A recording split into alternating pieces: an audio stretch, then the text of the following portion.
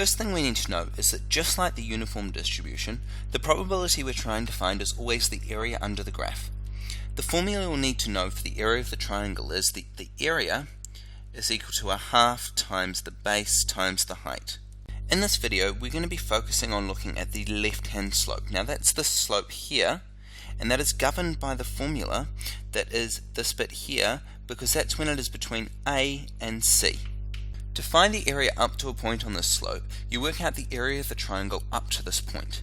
Let's look at an example. A manager knows the total sales of a product are going to be between 1 million and 10 million, and the most likely amount of sales will be 7 million. What is the probability that the sales are less than 4 million?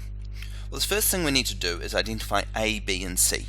Now A is the minimum value, and the minimum value we're told is 1.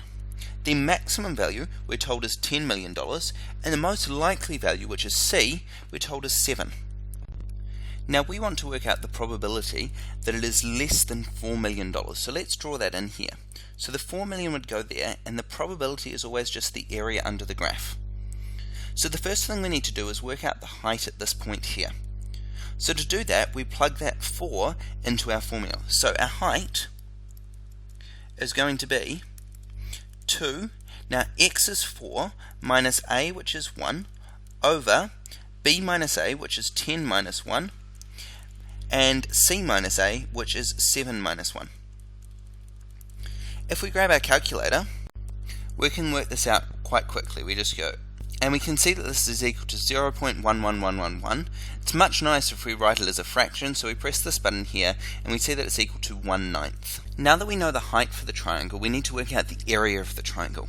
Now the area of the triangle is obviously the same as the probability, which is 1/2 times the base. Now the base is the width of this triangle, which we can see is 3, times the height, which is 1/9, which we can work out to be 1/6.